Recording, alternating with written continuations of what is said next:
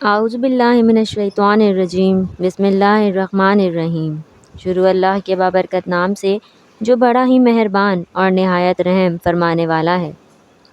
دور نبوت کا بدترین فرعون ابو جہل اپنے زخموں سے چور جسم کے ساتھ موت کا منتظر تھا کہ اتنے میں حضرت عبداللہ بن مسعود رضی اللہ تعالی عنہ وہاں پہنچے۔ آپ نے اسے داڑھی سے پکڑا اور گردن پر پاؤں رکھ کر جو زور سے دبایا تو ملعون کی آنکھیں پھٹ پڑیں۔ کہا، اے دشمن خدا، تو فرعون سے بھی بدتر ہے۔ ابو جہل کی زبان کھینچی چلی آتی تھی مگر پھر بھی تمسخر اڑانے سے باز نہ آیا۔ دوستو، یہ وہی ابو جہل ہے کہ جس نے اپنی پوری زندگی پیارے آقا صلی اللہ علیہ وآلہ وسلم کو اذیتیں دینے میں گزار دی۔ اس کی موت اور اس کی لاش کے عبرتناک انجام کا واقعہ بھی اسی طرح بھیانک ہے کہ جیسے فرعون و نمرود کی ہلاکت کے واقعات ہیں۔ چنانچہ حضرت عبد الرحمن بن عوف رضی اللہ تعالی عنہ کہتے ہیں کہ میدان بدر کے روز دو نوجوان لڑکے معاذ اور معوذ رضی اللہ تعالی عنہم میں سے ایک نے آ کر مجھ سے پوچھا، چچا جان، کیا آپ ابو جہل کو پہچانتے ہیں؟ میں نے سنا ہے کہ اس نے ہمارے آقا صلی اللہ علیہ وآلہ وسلم کو بہت دکھ اور اذیتیں پہنچائی ہیں۔ آج اگر وہ مجھے نظر آ گیا تو یا خود قتل ہو جاؤں گا یا اسے قتل کر کے دل کی بھڑاس نکال لوں گا۔ میدان بدر میں گھمسان کا رن تھا۔ جوں ہی مجھے ابو جہل دور سے نظر آیا، میں اس کی طرف اشارہ کر دیا۔ ابھی اشارہ ہی کیا تھا کہ دونوں لڑکے باز کسی رفتار پر اس پر جھپٹ پڑے۔ ابو جہل اونٹ پر سوار پھرتیاں دکھا رہا تھا۔ انہوں نے جاتے ہی جو اس پر پہلا وار کیا تو اس کا پاؤں پنڈلی سے جدا ہو گیا۔ ابو جہل کراہتا ہوا اونٹ سے نیچے گر پڑا۔ حضرت معاذ رضی اللہ تعالی عنہ فرماتے ہیں، ابو جہل کا بیٹا اکرمہ جو اس وقت یہ منظر دیکھ رہا تھا، اس نے بڑھ کر ایک وار کیا جو میرے بازو پر لگا، جس سے میرا بازو کٹ کر جسم کے ساتھ لٹکنے لگا۔ میں اسی طرح لٹکتے ہوئے بازو سے لڑتا رہا حتیٰ کہ جب اس نے مجھے تنگ کیا تو میں نے اسے اپنی ٹانگ کے نیچے دبا کر کھینچا اور جسم سے الگ کر دیا۔ موقع پاتے ہی حضرت معوذ رضی اللہ تعالی عنہ نے ابو جہل پر دوسرا وار کیا اور وہ اس شدت کا تھا کہ ابو جہل کے جسم سے خون پلید کے فوارے چھوٹ پڑے۔ ابو جہل کو جو اس حالت میں دیکھا تو سمجھا کہ ملعون اپنے انجام کو پہنچ چکا، اور دونوں بارگاہ رسالت مآب صلی اللہ علیہ وآلہ وسلم میں حاضر ہوئے اور تمام معرکہ عرض کیا۔ طبری میں ہے کہ ابو جہل ابھی تک مرا نہیں تھا بلکہ موت کے انتظار میں تڑپ رہا تھا۔ جب معرکہ بدر اپنے اختتام کو پہنچا تو پیارے آقا صلی اللہ علیہ وآلہ وسلم نے صحابہ کو حکم فرمایا، ابو جہل کو تلاش کرو۔ حضرت عبداللہ بن مسعود رضی اللہ تعالی عنہ بھی حکم کی تعمیل میں نکل کھڑے ہوئے۔ حضرت ابن مسعود کہتے ہیں، آپ صلی اللہ علیہ وآلہ وسلم نے ابو جہل کی ایک نشانی بھی بیان فرما دی۔ آپ صلی اللہ علیہ وآلہ وسلم نے فرمایا، اگر تم مقتولین میں سے دیکھو اور ابو جہل کو نہ پاؤ تو دیکھنا اس کے گھٹنے کی جگہ زخم کا نشان ہوگا۔ اور نشان اس طرح بنا کہ ایک مرتبہ میں اور ابو جہل عبداللہ بن جدعان کی دعوت میں گئے۔ ہم دونوں لڑکپن میں تھے اور میں اس سے ذرا دبلا تھا۔ وہاں کچھ معاملہ ہوا جس کی وجہ سے میں نے اسے دھکا دے دیا جس سے وہ زمین پر گرا اور اس کے گھٹنے پر خراش لگی۔ زخم تو ٹھیک ہو گیا مگر اس کا نشان باقی رہ گیا۔ ابن مسعود رضی اللہ تعالی عنہ بیان کرتے ہیں، میں میدان میں جا کر کافروں کی لاشوں کو پلٹ پلٹ کر دیکھتا رہا کہ مجھے ایک جگہ خون میں لت پت ابو جہل نظر آ گیا، اس میں ابھی سانسیں باقی تھیں۔ پھر میں نے گھٹنے پر نشان دیکھا تو وہ بھی نظر آ گیا۔ جب مجھے کوئی ابہام باقی نہ رہا تو میں نے اس کی گردن پر پاؤں رکھا اور اس کی داڑھی کو پکڑ کر زور سے کھینچا تو اس کی آنکھیں پھٹ پڑیں۔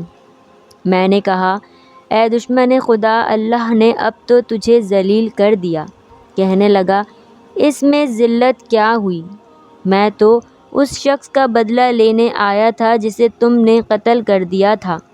اچھا بتاؤ فتح کس کی ہوئی؟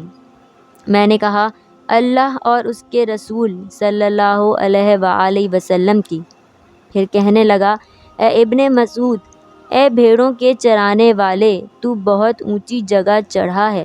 دوسرا قول یہ ہے کہ حضرت عبداللہ بن مسعود نے کہا، اے ابو جہل، تیرا قاتل میں ہوں۔ کہنے لگا، نہیں، تجھ سے پہلے غلاموں نے اپنے آقا کو قتل کیا ہے۔ اور قول یہ بھی ہے کہ جب ابن مسعود رضی اللہ تعالی عنہ اس کے سینے پر چڑھ بیٹھے تو آپ نے کہا، اے دشمن خدا، تو فرعون سے بھی بدتر ہے، کیونکہ اس نے غرق ہوتے وقت ہی کم از کم اپنے ناپسندیدہ کردار کا اعتراف کرتے ہوئے انصاف سے کام لیا تھا۔ تیرا بھی وہی حال ہے، پھر بھی تو اس حالت میں گمراہی اور ضلالت پر اصرار کرتا ہے۔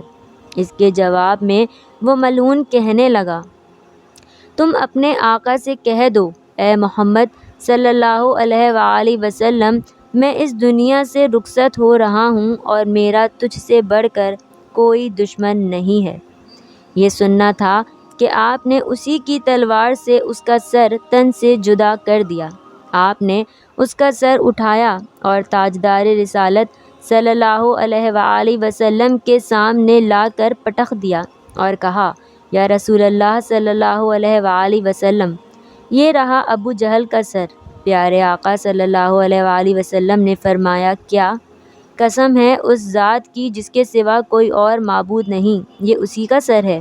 آپ صلی اللہ علیہ وآلہ وسلم کا یوں فرمانا اظہار تشکر سے تھا، ورنہ آپ تو اس ملعون کو بخوبی جانتے تھے۔ حضرت ابن مسعود نے عرض کیا، واللہ یہ وہی ہے۔ اس پر آپ صلی اللہ علیہ وآلہ وسلم اٹھے اور سر کے پاس جا کر کھڑے ہوئے اور خوب غور سے دیکھ کر فرمایا، یہ شخص اس امت کا فرعون ہے۔ اللہ کا شکر ہے کہ ایک دشمن دین ہلاک ہوا۔ ایک دوسری روایت میں ہے کہ سجدہ شکر ادا فرمایا، اور ایک اور روایت میں ہے کہ نماز شکرانہ ادا فرمائی۔ اس کے بعد آپ صلی اللہ علیہ وآلہ وسلم نے حکم دیا کہ ان کو فلاں کنویں میں ڈال دیا جائے۔ چنانچہ صحابہ کرام رضی اللہ تعالی عنہم نے سرداران قریش کو ٹانگوں سے گھسیٹ گھسیٹ کر کنویں میں ڈال دیا، اور اسی طرح ابو جہل کے سر کو اور اس کی سر کٹی لاش کو بھی ٹانک سے گھسیٹ کر کنویں میں ڈال دیا۔ یوں 24 سرداران قریش کو اس کنویں میں پھینکا گیا۔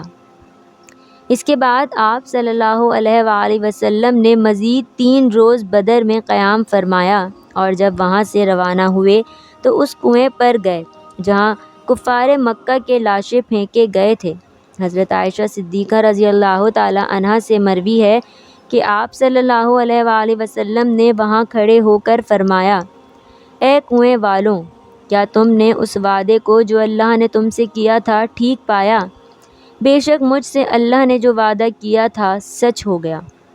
اور حضرت انس بن مالک رضی اللہ تعالی عنہ سے روایت ہے کہ آپ صلی اللہ علیہ وآلہ وسلم نے وسط شب فرمایا تھا، اے کنویں والو، اے ابو جہل بن ہشام، اے عتبہ بن ربیعہ، اے فلاں، جو وعدہ تمہارے رب یعنی بتوں نے تم سے کیا تھا، کیا تم نے وہ ٹھیک پایا؟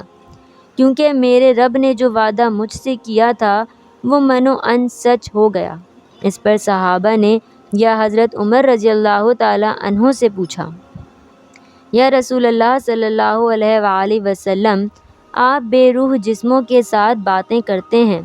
تو آپ صلی اللہ علیہ وآلہ وسلم نے فرمایا، جو بات میں کہتا ہوں اسے تم ان سے کچھ زیادہ نہیں سنتے، البتہ ان میں جواب دینے کی استطاعت نہیں ہے۔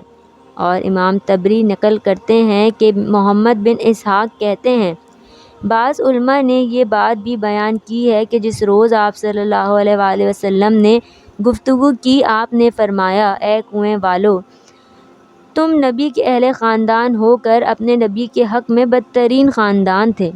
تم نے میری تکذیب کی حالانکہ دوسرے لوگوں نے میری تصدیق کی۔ تم نے مجھے گھر سے نکالا، دوسروں نے مجھے پناہ دی۔ تم نے مجھ سے جنگ کی، دوسروں نے میری مدد کی۔ اس کے بعد آپ صلی اللہ علیہ وسلم نے فرمایا، جو وعدہ تمہارے رب نے تم سے کیا تھا اسے تم نے سچ پایا، میں نے تو اپنے رب کے وعدے کو سچ پایا۔ ناظرین، یوں ابو جہل کی جہالت اور ظلمت کا دور اپنے اختتام کو پہنچا۔ بے شک اللہ کے ہاں ہر ظلم کے لیے دردناک عذاب تیار ہے جس سے بچنا محال ہے۔